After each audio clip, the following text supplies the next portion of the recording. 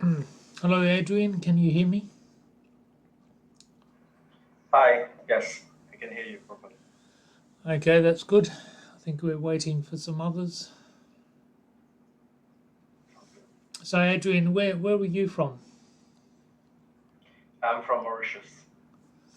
Oh, okay. Are you in Malaysia at the moment? No, I studied in Malaysia. I actually Okay. have a friend there currently. Yeah. You mean Juicy? Yeah, yeah. Okay. So you're in Australia at the moment? I know at the moment I'm in Mauritius. Oh, okay. All right.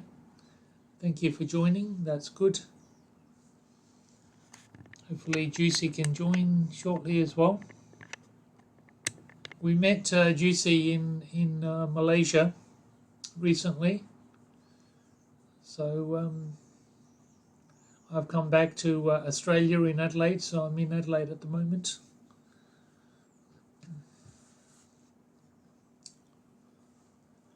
Yeah, he recently told me about the runlinc. Yeah, about this new technology. I've been quite interested. That's good. Hello. Hi, Jose. Oh, hi, you doing? Okay, thanks. Your sound is a little bit low. Um, Can you hear me? oh, that's better. Yeah, yeah. How are you doing, Miro? Okay, thanks. So your friend Adrian is here. Yep. Hi, Adrian. Hi, Jose. Is anyone else expected to join today? I informed I informed Dr. Sampong. He said he would join while driving. Oh, you mean Dr. Sompong? Yes, and I informed Ijaz from the World Scout movement, but he hasn't replied yet. Oh, okay.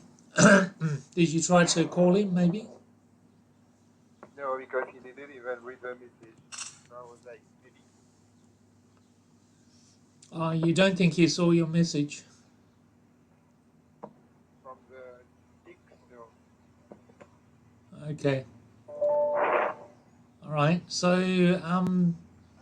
couple of things today. It would be good if he could join. Did you want to try to call him again? Let me see if I can get in. Okay. What I want to do today is do a demonstration across the internet to show you how the runlink can also work across the internet, and also then do you see if I can help you with your kit? You have your kit there at the moment? Yeah. Okay. You have a cable for it? Okay, that's okay. And you are you using a Windows laptop? Yeah. Okay.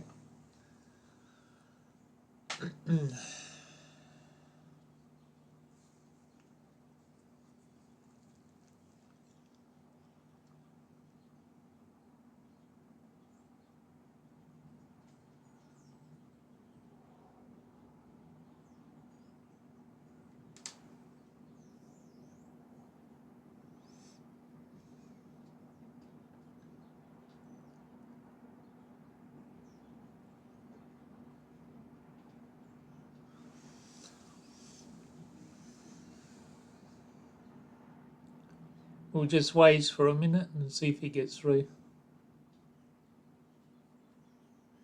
So, Adrian, what time is in Mauritius at the moment? Right now it's 2 p.m. Oh, 2 p.m. Okay, not too Yeah, late. Sometimes we're yeah. used to calling Africa, which is maybe on the west. It's obviously quite early. Yeah, What time is it in Australia right now? it's 8:30 p.m. Oh, around 6 hours difference, is it? Um, yeah. So you're 2:30. Did you say No, 2 p.m. 2 p.m.? Okay, six and Yeah. a half. Yeah, Okay. we're also two and a half difference with Malaysia as well. Did you get through? both offline, so maybe if we can record the session and can share it with them. Okay, I'll record the session. That's fine. What I might do is do a demonstration first. So what I want to do is get one of you to actually open my runlinc on my chip here in Australia, and I'll step you through how the runlinc works, and then I'll help you, Juicy, to connect your device also to your web page as well. Okay, so who's going to do that? Juicy, you're going to open the page? I'm okay with it. Yeah, okay, all right. I'll send you a link in that case. Let me get the link. And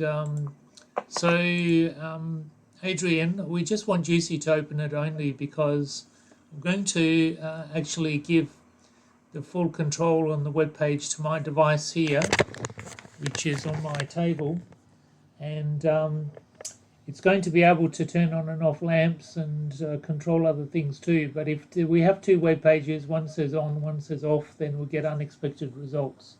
So I'll just get Juicy to open it, and then he can share it with all of us, and I can guide him quickly. Since this is easy coding technology, it will actually not take long. Adrian, have you done any coding before?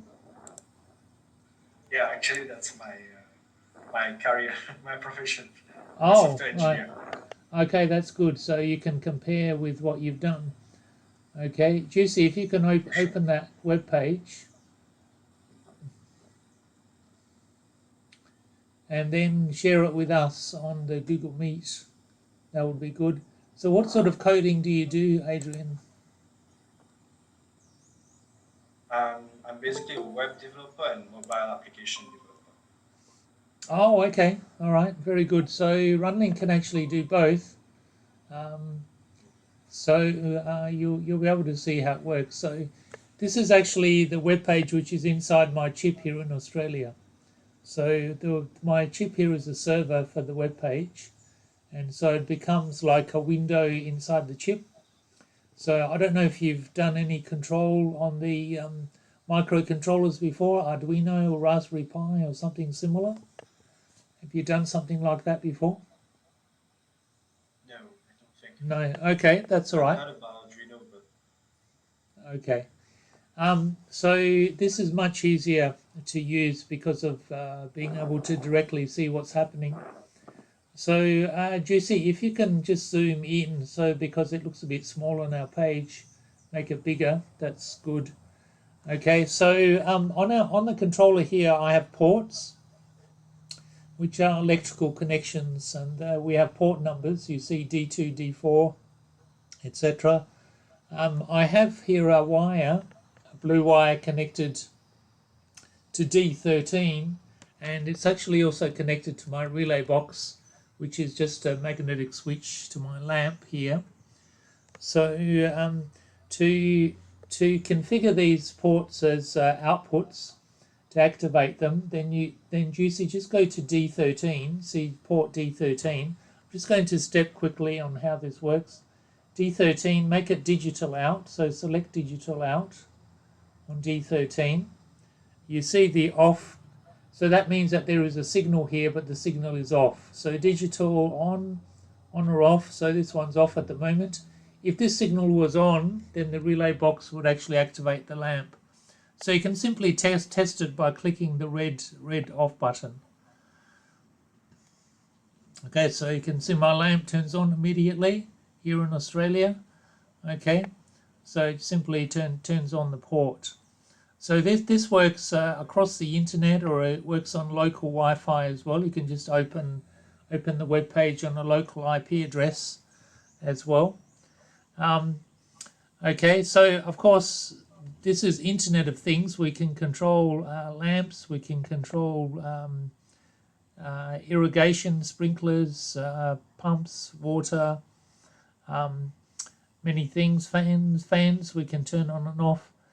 But Juicy, just type in the word lamp into the name box next to the on button, lamp. Okay, because we're going to use the word lamp now to actually control the lamp in the code.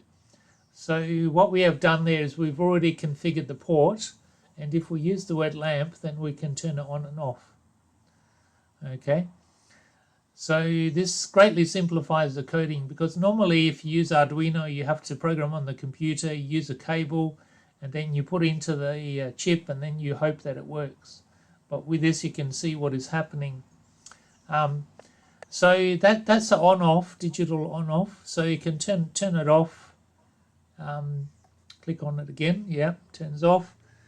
Okay, I also have here an input. I have a sensor which can measure the light level, and it can turn it into a voltage on port D33. So go down to D33 and make it a analog in.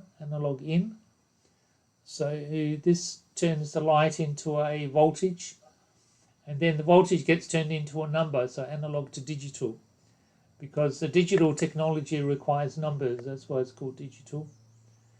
So everything is processed in numbers. If I cover my hand on the sensor here, you see that the number on the web page goes up. If I uncover my hand, it goes down. So we can immediately see what is happening on the port. Okay, this is also difficult if you're using other technologies and you're using sensors. You cannot see what is happening too.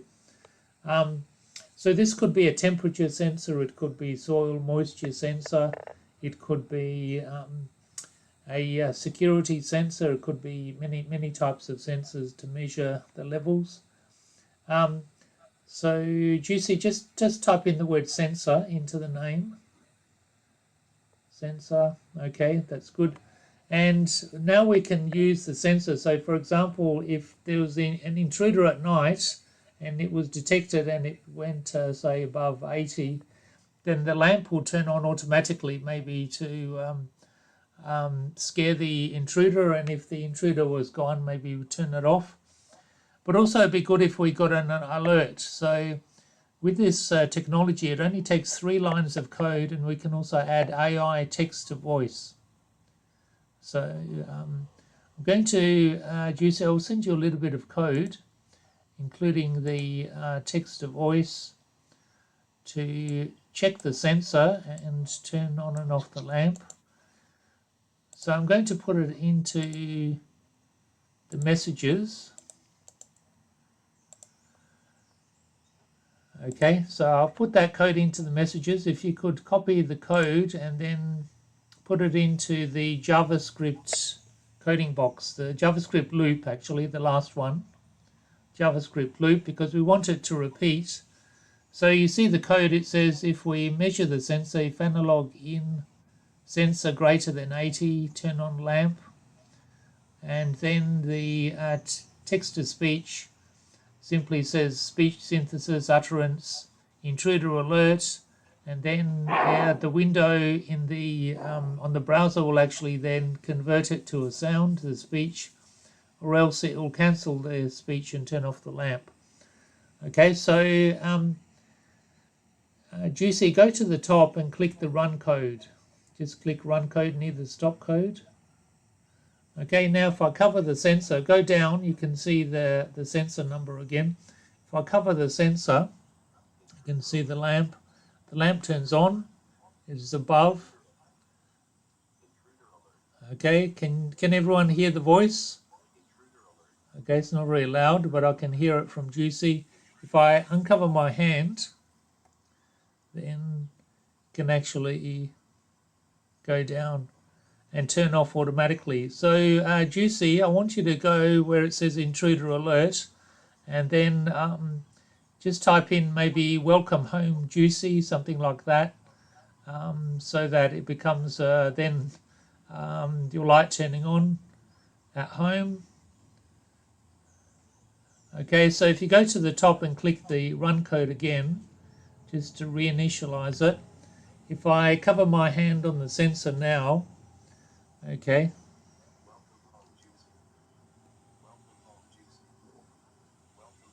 okay, and if I uncover it, it'll turn off again as well. So you can see this is easy coding, rapid coding, and why do we use JavaScript? Because it is the native language of the browser. So in fact, the browsers have to process JavaScript and HTML and other things already. So Juicy did not install any apps on his laptop to do this. It just simply uses what's already in the browser. So this means that it can work on Mac operating system or Linux or Chromebook or even on your phone, for example, and simply run on that, and you can use it as a phone application if you wish as well directly. So the runlinc can also process HTML, so the user can create their own display in HTML and also include the IoT in the display. So Juicy, I'm going to give you a little bit of code also for the HTML, and just to show that just with 2 lines of code we can even make 2 buttons on a web page where the buttons actually activate a buzzer. I have a buzzer here. So if you put this into the HTML box, so obviously Adrian, you have done HTML, JavaScript before as well. Okay, all right. Juicy, the word buzzer is not actually defined at the moment. I have a buzzer here on D23. So if you go to D23, make it a digital out and give it the name buzzer so it can connect to the code. Okay, go to the top and click the run code again. And now under all the port numbers, you can actually see the runlinc web page. It has a heading there, just alarm control web page, just as a H1 large heading, and then 2 buttons which actually then just turn on, turn off the buzzer. So Juicy, if you click on that page, so this is generated by the code. Okay, if you can hear my buzzer here in Australia, it's quite loud. And then alarm off as well. Okay, so just with the 2 lines of code, if you go back up to the HTML, you can see just 2 normal HTML, just a button. When we click the button, it has the turn on buzzer and the alarm on, alarm off. Now, how do you know about these extra JavaScript commands? Well, if you click on the select macro, just to show you, Juicy, just click on that one, and you can see a selection of the different, we can't see it, Juicy, I think because you're just sharing the tab, okay, but that's okay. So Juicy, you can see a list when you click on that one? Yep. Yeah, okay, all right, that's okay. So what I want to show you next is, I want to show you this in a few stages. The next step I want to show you is that with 1 line of code, we can also include other sensors which are not on the wires. So wireless, this is actually a Wi-Fi chip. So if I want to include, for example, the camera onto the Wi-Fi page, if it's on the same network, I can share this as an IP camera. Then the runlinc can pick it up, put it onto the runlinc web page also for video streaming, just with 1 line of code. You can add that in on an iframe. So you can have 1 line of code for the camera, 2 lines for buttons, 3 lines for AI voice. So you can see this is easy coding compared to maybe many hundreds of lines of code in other systems. But I want to show you an example of IP camera and also other sensors that are on the Wi-Fi network. I have here an IP camera on a drone. Okay, so I'm going to include that on the runlinc page. I also have some sensors under the drone. Is actually a height sensor as well, so the runlinc can get the height sensor and put it onto the runlinc web page, put a number of centimeters and put a graph on there as well. And of course we want buttons to be able to control it. But with the runlinc we want it to be automatic. So if I cover the light sensor, then we want the voice to say intruder detected, sending security drone. So it actually goes up automatically, goes around, take a picture to send to the police. Okay, and when the intruder runs away, then it will detect and then go back down as well automatically. So before I turn this on, let's just get the code for the drone. So inside the chip, you can actually put the code in the project inside the chip as well, so you can get it back, which I have done. So Juicy, click the stop code, and then click the get button. You see there's a get button on the board. So this will actually get the project which has been stored into the chip, and we have the drone control project. Just wait and let me turn on the drone and then connect to the Wi-Fi. It has a small battery. I'll put it on the ground. Let me go to my Wi-Fi and connect it also so that the runlinc can connect to the drone. So this drone uses Wi-Fi. It's actually designed for commands, so it'll take text commands on Wi-Fi. The runlinc can communicate with it. Let me just check if it's connected.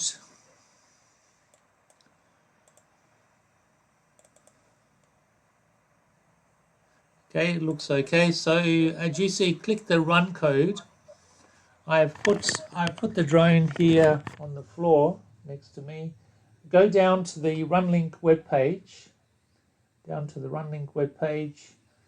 Okay, it's not picking up the camera. Just go to the top and click stop code and then run code again. See if we can also pick up the camera. Okay, go down. Okay, that's good. You can just see my feet. Okay, go up a little bit. Maybe make the page a little bit smaller. Click the start commands, the red start commands. Okay, check the battery percentage. So on the top right, you can see get data from drone. So we have 89%, which is good. We have 0 centimeters as the height on the sensor. So Juicy, just click the buttons once, because you cannot see very clearly where the drone is, but just click the takeoff button. Click the takeoff button once. Okay, so the drone has gone up.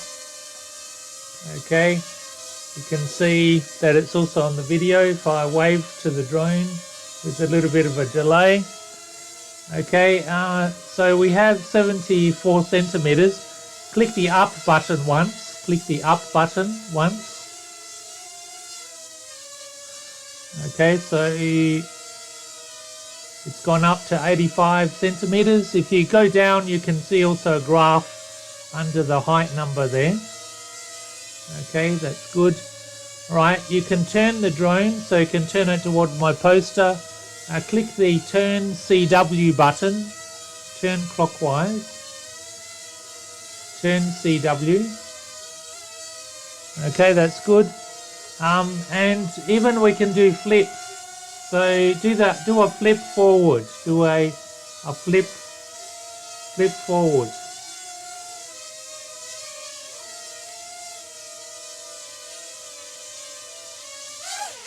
Okay, did you see that?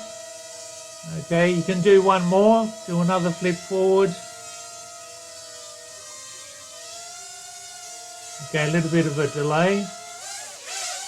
There it is. Okay, very good. Okay, so click the land button, click land.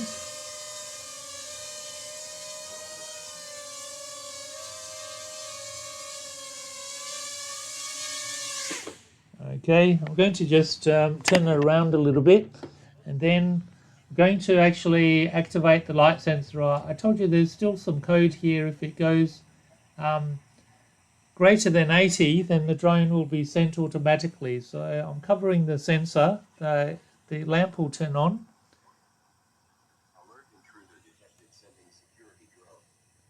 So the lamp is turned on.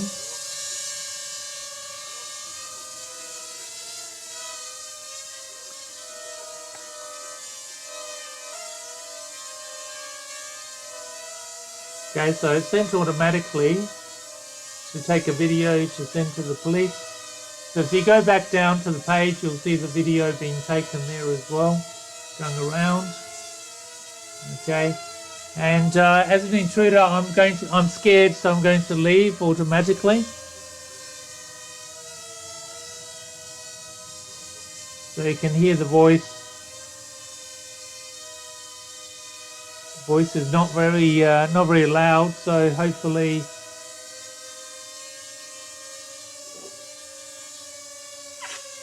everyone can hear it. Okay, so that's the drone then has landed. You can see the video there as well. So this is an example, obviously an example project that can be done. But I just want to show you also that this is easy coding, because even students can do robotics and use this for drone projects or AI, etc. So Juicy, if you go back up to the JavaScript loop and just maybe make it a little bit bigger, you can see there that it still says if sensor is greater than 80, the commands are active, then turn on the lamp, and then just the words in alert intruder detected sending security drone, and then it just does the drone takeoff, drone up 50. This text is actually sent to the drone, and then if the sensor is less than 100, then it actually then goes and intruder has gone all safe, so it goes back down. Okay, so and then we just have a little bit of code to update the graph, the values. So it's still easy to actually see the code, whereas many students and any projects often take a long time. So you can see that this saves a lot of time and saves a lot of money for development here as well, and is extremely flexible. So the last thing I want to show you is actually another controller which I have here, and it is another controller which I've connected to a Malaysia satellite transceiver, because we've actually, world first, we've been able to connect the runlinc with the satellite transceiver, so we can also send sensor data also up to the satellite, just a very low cost satellite. So maybe what I'll do, Juicy, is I might, if you close that page, what I might do is just reset the link so it goes to the other controller. So just close the page, and let me just set that up. In the meantime, Adrian, do you have any comments or questions at the moment? For now, no. I can see that JavaScript code easier than what I've done. So like much shorter. Yes. Definitely. So that's definitely true. So I'm just going to change the link so that it goes to the other controller. On the top of the controller we have an IP address. So I'm just going to change the IP address where that link goes so that it goes to the other chip.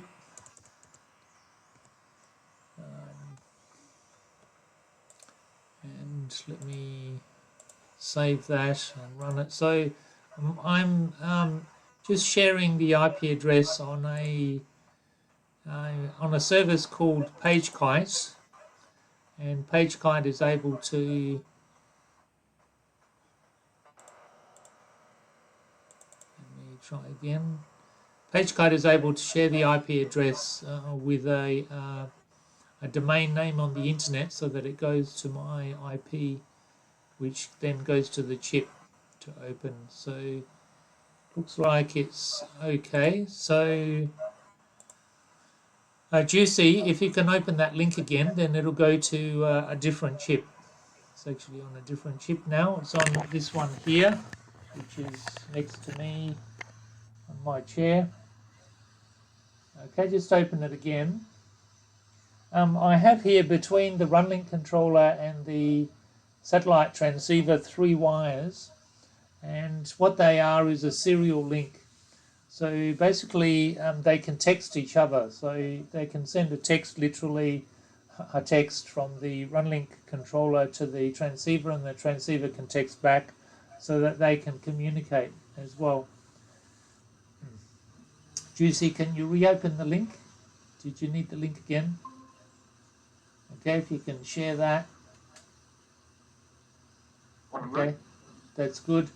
Okay, if you click the gets, then you can actually get the code from here, which I have some code for the satellite transceiver.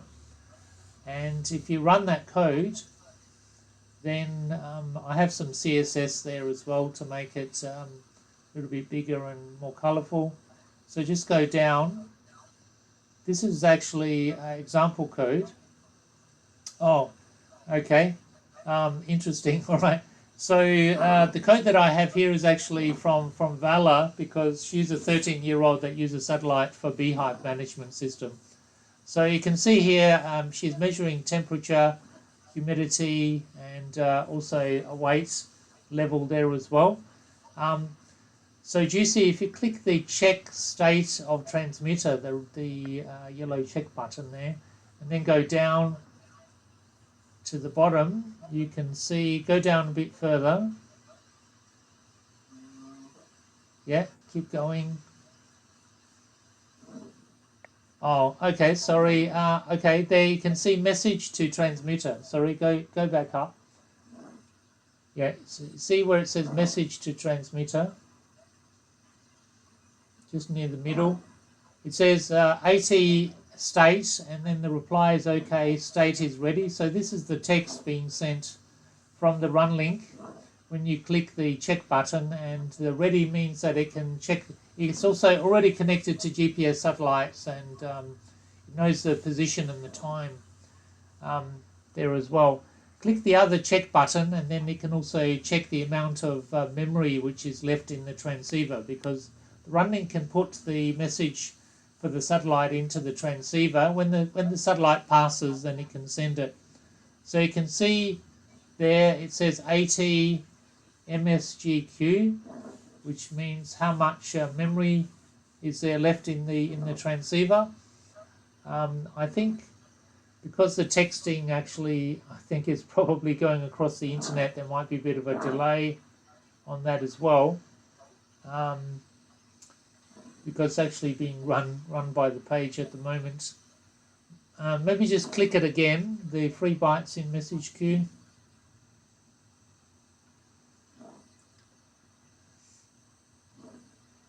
Okay, just wait.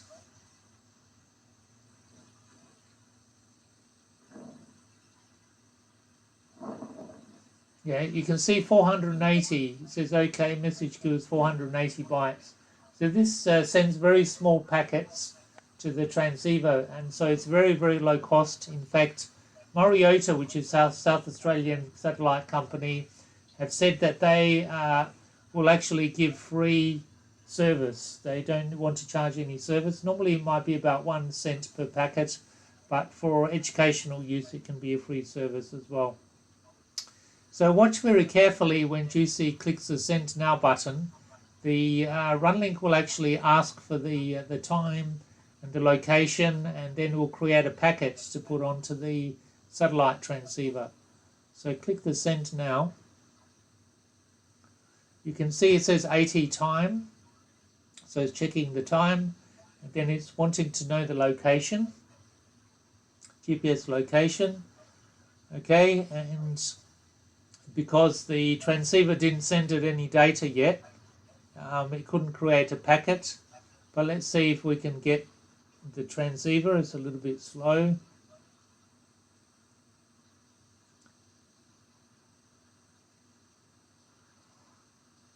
Maybe we can just reset the messages. There might be a queue there. So Juicy, go to the top and click the stop code. And then click the run code again.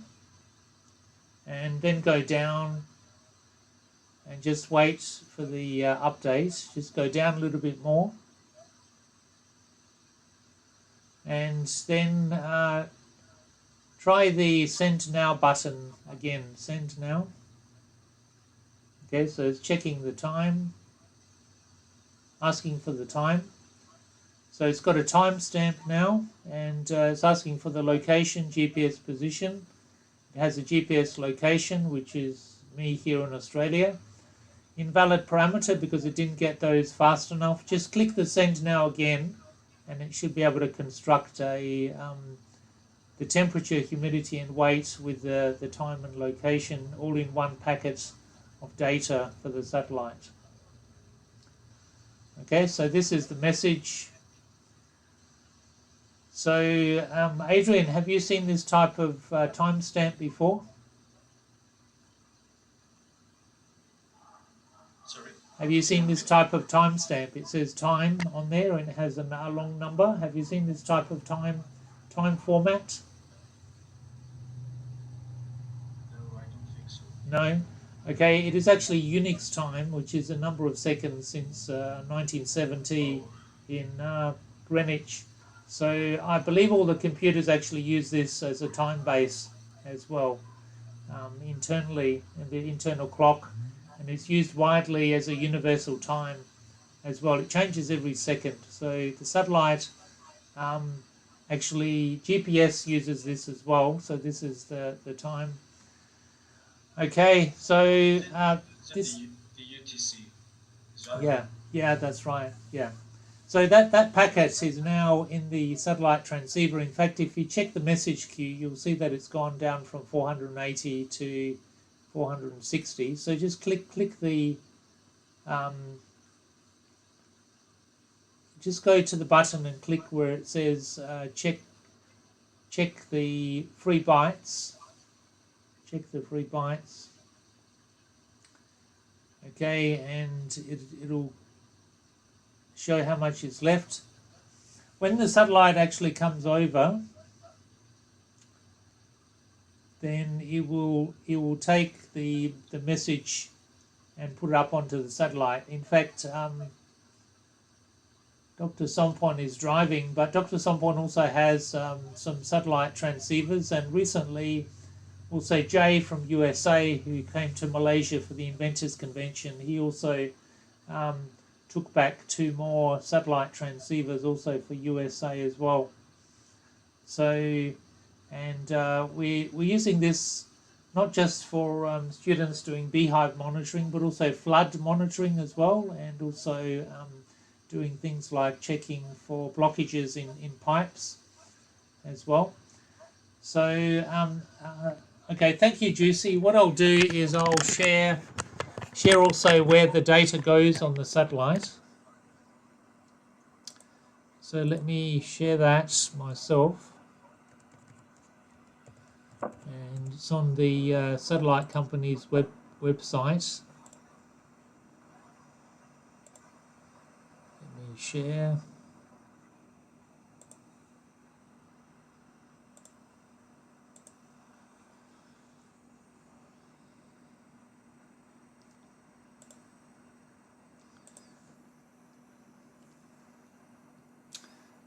Okay, the page is still loading.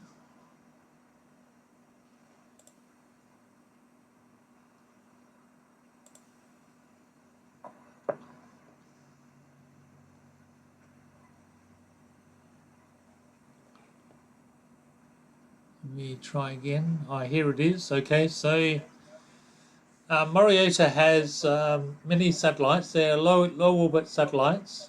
And then when the satellite comes over, then it will actually receive the data from the transceiver. So it could be 15 minutes apart, it could be 2 hours apart. Okay, so different times. Don't know why their page is a bit slow today.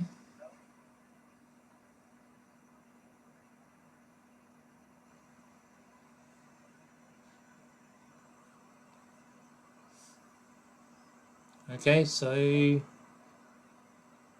and also they have many things that they can use this for: agriculture, water tank monitoring, oil and gas, heavy equipment, many things. So once the data is on the satellites, then when the satellite passes the internet, then also it can send the information to the internet as well. So let me share with you the runlinc.com server where we can pick up the satellite information too, because not only sending to the satellite but also receiving from the satellite as well. So let me share.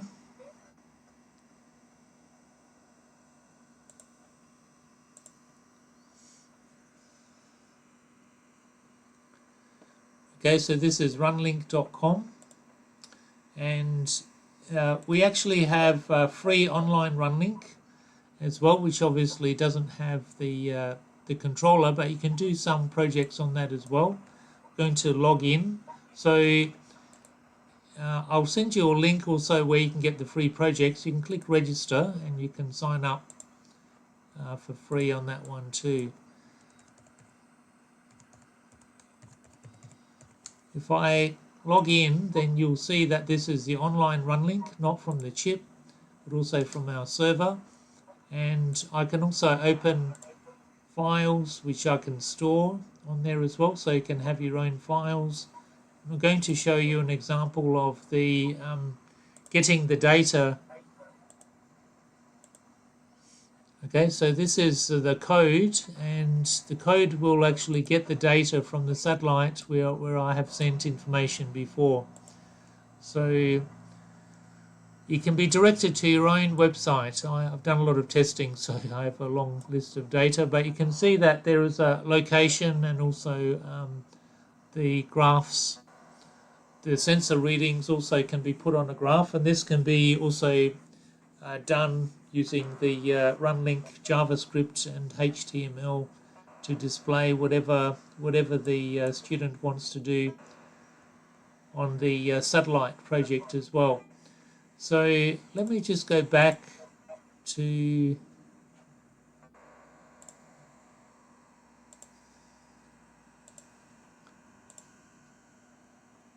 it's actually dropped out, has it? Let me go back.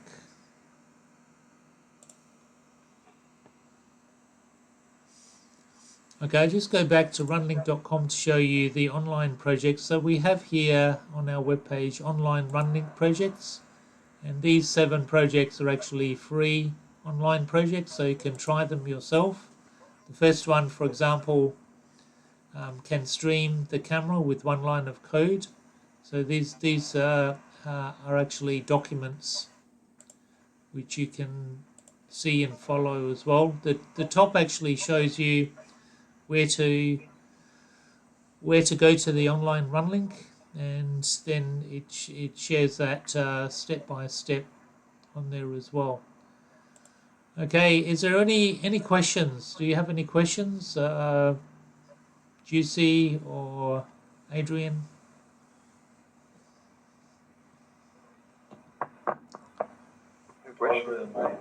Quite straightforward. Okay, maybe Dr. Sompon can say hello if he can. He could be driving. Hello, Dr. Sompon. Can you hear us? Hello, everybody. So, can you hear me? Yeah, we can hear you. Yeah.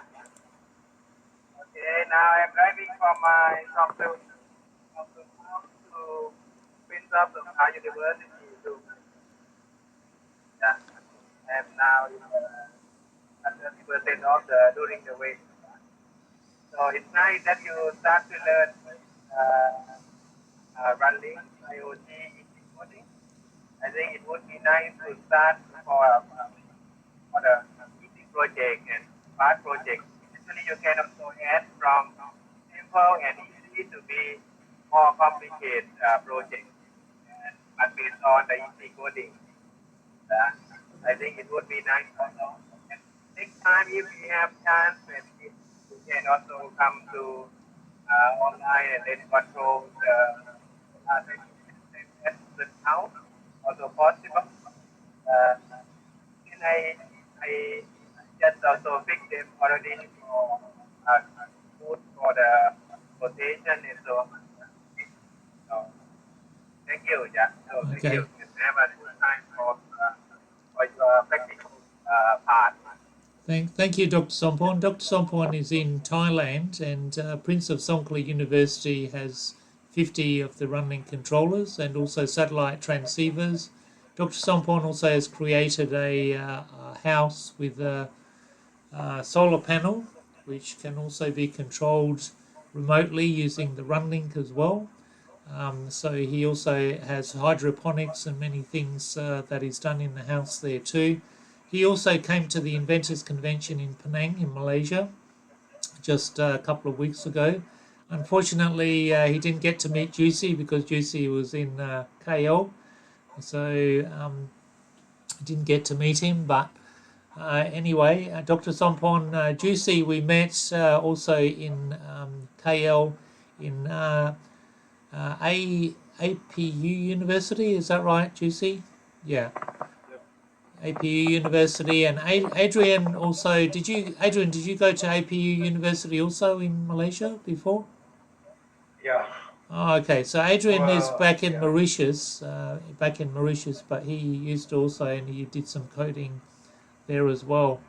So that's very good. So Juicy, let's connect your unit.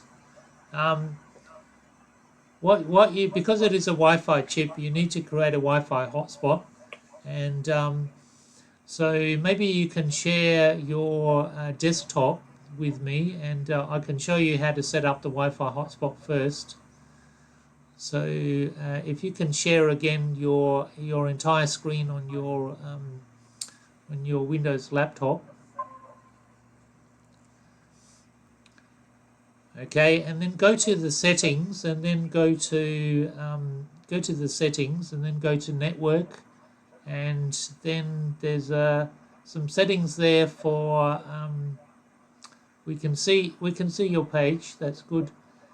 Go to network, and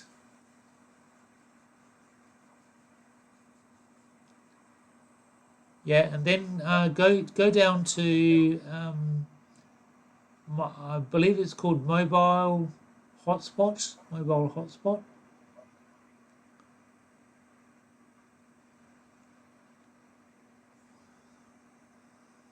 Yeah, that one.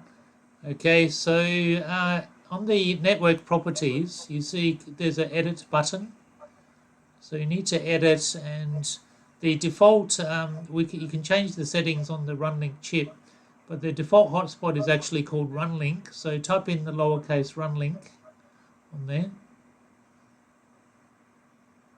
lowercase, and then the network password is runlink1234, just the default one. Of course, it can be changed. And the network band is actually 2.4. The chip is running at 2.4. So click save on that one, and then go to the top and click the mobile hotspot. You see there's an off button, so click it on. Okay, so now what I want you to do is plug in the chip. So hopefully you haven't plugged in the chip yet, but I want you to plug in the chip now to put power on it.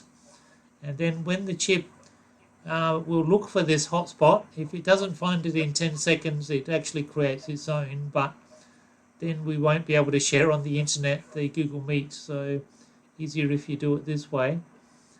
So plug it in, and then just scroll down a little bit under the properties on your settings. You see there it says devices connected 0 of 8. So if it doesn't connect, then maybe you can unplug it, wait for 5 seconds, and then plug it in again.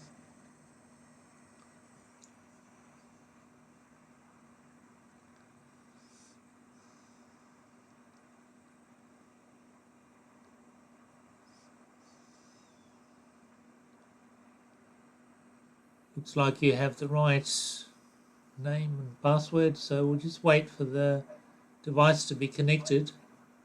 It is a ESP device with our own runlink operating system on there. So you have a red LED on your chip. Yeah.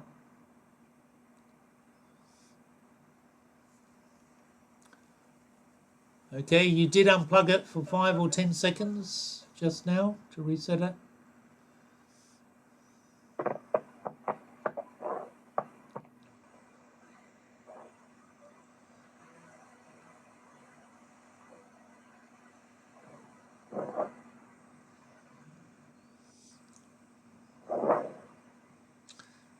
Okay, you've definitely got runlinc, runlinc, and then runlinc 1234.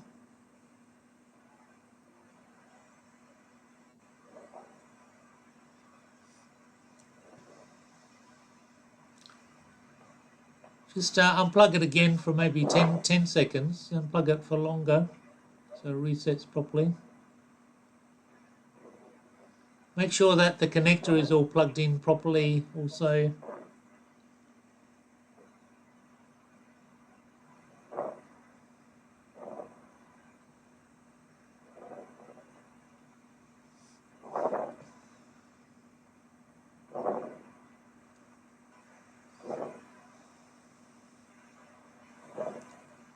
Okay, just to check something, go to your Wi-Fi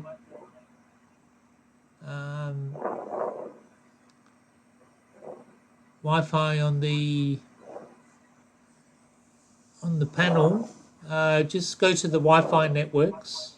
Where's the Wi-Fi networks?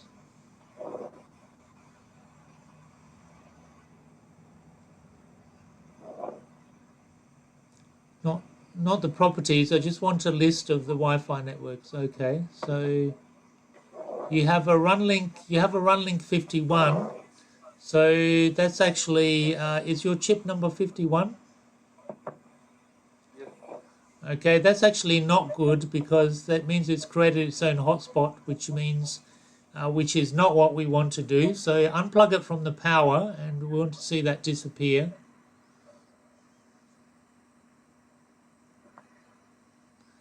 If you plug it in before you have the hotspot, then it'll create its own hotspot.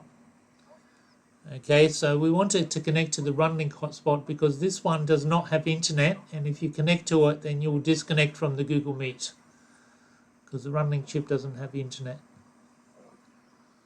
So just unplug it from power and just refresh your Wi-Fi.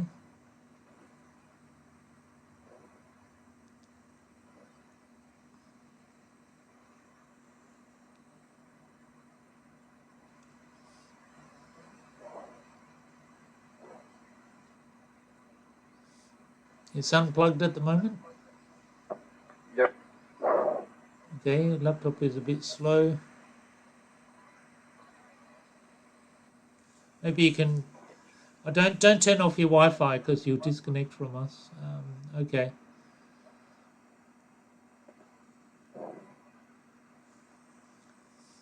All right. Anyway, go back to the mobile hotspot.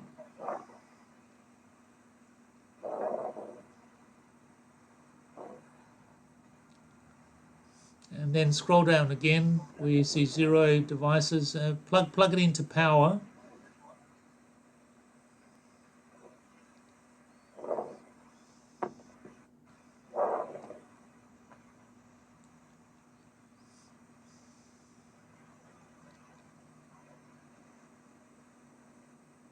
You've definitely got the spelling of runlinc correct, runlinc.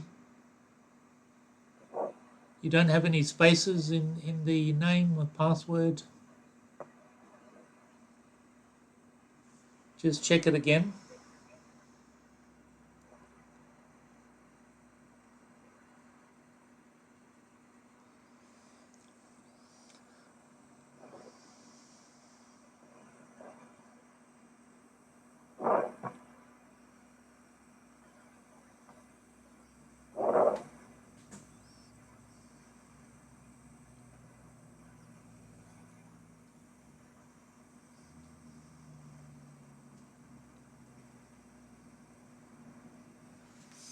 Okay. You don't have any other runlinc network running at the moment, do you, on a phone or something like that? No, don't think. No? No. This is the only one you have? Okay. Just go back to the edit and maybe just type it in again just to make sure you don't have any spaces at the beginning or the end of those words. Do you have runlinc? It's a little bit small. I cannot see it properly. Yes. Yes, runlinc. LINC.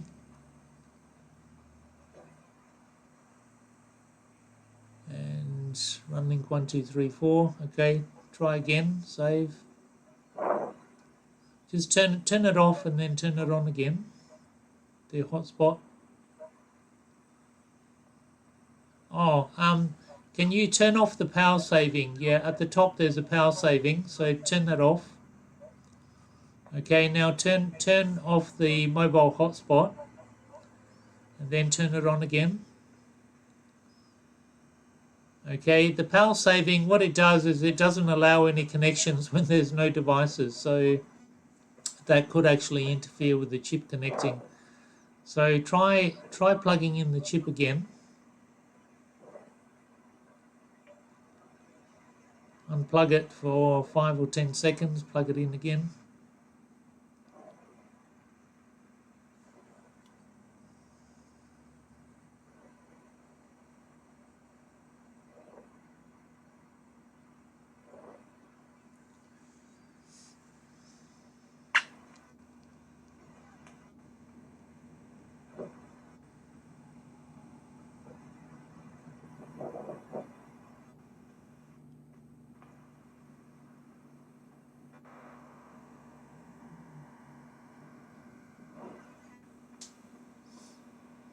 Still not connecting? No. Okay, we could probably take a look at the settings, but it will disconnect from the Google Meet though because of you're using your Wi-Fi for the internet. Are you able to use your phone as tethering to the internet so that we can continue connected on the Google Meet? Have you done that before? Using a USB cable, because once you disconnect from the Wi-Fi, then it'll be disconnected.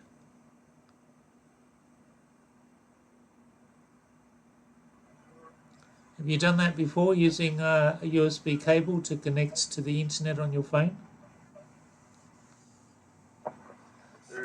No. Otherwise, do you have a Ethernet cable connecting? Maybe you can connect an Ethernet cable on your modem. Not really right now. No, okay. Then maybe I can join on my phone. Yeah, I suppose that's one thing to do. Okay, maybe join the Google Meet on your phone, and then we can just try connecting using directly. So on your mobile hotspot, turn it off again. Go to the top. Turn off your mobile hotspot. Okay. Now unplug your runlinc controller.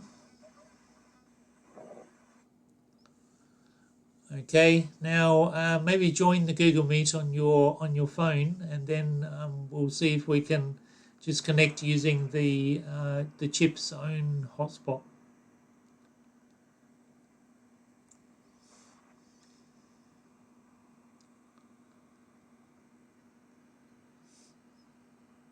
So disconnect from the Google Meet with your Windows laptop, otherwise you're going to get feedback.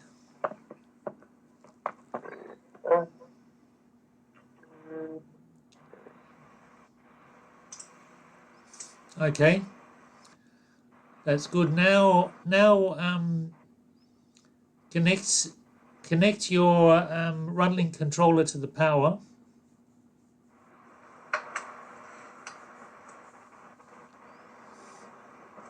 Yeah. Okay, and then after 10 seconds, go to the Wi-Fi and then click on the runlinc 51. I think it was chip 51, runlinc 51 network.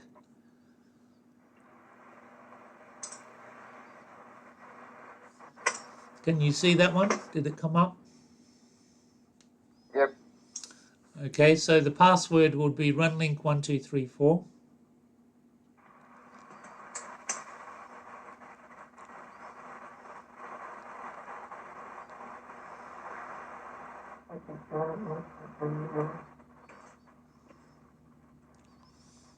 Is that connected? It's still checking network requirements. Okay, it could take a while because it has no internet, so sometimes the laptop delays because of that.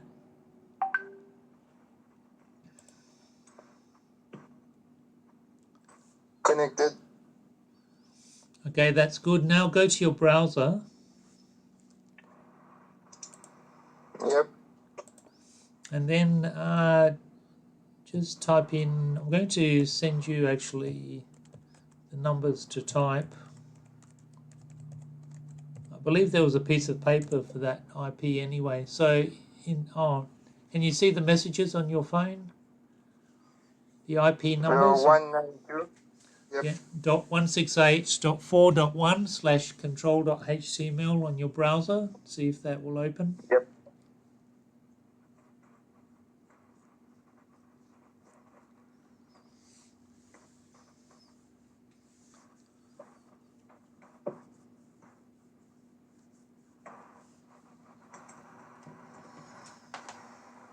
All good.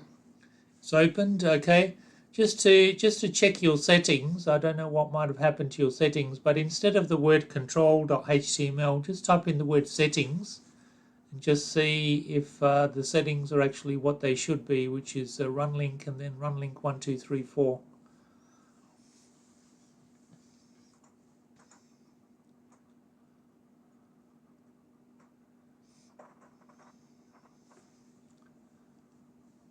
Are you able to open the settings?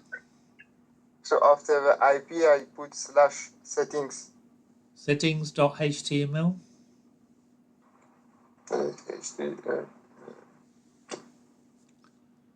Alright, board number 51, runlinc.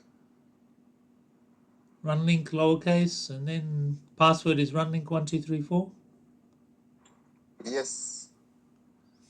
Okay, it should be correct then. You should be looking for that network anyway. All right, at least you can connect to it. So you know where the projects are that you can try. I think with the controller, I think we gave you also a light sensor and a buzzer. Yep. Yep. And also a two color LED. What would be good is if you actually tried the intruder alerts project with the voice, because that's actually good to show others as well. Let me show you on our website where that is so you can follow it carefully. I'll share that. So this is runlinc.com again. And if you go down to runlinc projects, this one, runlinc projects, and then go down to AI projects. The first one is project 1 in AI projects is the intruder alarm with the voice. So if you click on that one, then it will show you actually step by step on where to put the configure the D5 digital out as red, green for the two color LED and the light sensor on D33. The upper and lower case are important for the code. So if you have uppercase RED, it needs to be the same so that it also matches to the code. You can then plug in your devices. There are pictures there. Can you see? Okay, sorry, let me share this tab again. So this is the document, project 1. Okay, it goes through and you can set up your ports, digital out, red, green, light sensor, no space. Make sure there's no spaces because that's used as a variable. And then there are pictures there as well to show you where to plug them in, but it does have a description here of the ports here as well. Okay, and IO33. Make sure you put the S signal on the correct side as well, goes towards the chip. And then you can simply follow the code, which is similar to what I gave you, but it actually flashes the red and the green LED as well. And you can change the intruder alert to your own message there as well after that. Okay, so try that one. There are some simpler projects you can try as well, such as just the light sensor on the beginners projects. Right. So Juicy, I'll let you do that since you can open the runlinc. And also, you can also open the runlinc similarly if you plug it into power, like for example a battery bank. Oops. Battery bank like this. Plug in the battery bank into your controller, and then it has power. Then you can also open, use the browser on your phone to open the same page, and then when you click the run code and cover the sensor, then in fact it'll flash the LED and you'll have a voice on your phone as well. Obviously the sound needs to be on your phone as well. Do you have an Android phone or a iPhone? Android. Android, okay. So the code will work on Android. We do have some code which we're going to add for iPhone there as well, because it has a little bit of a different code it needs for the voice to be activated. All right, any questions? Anybody have any questions? No?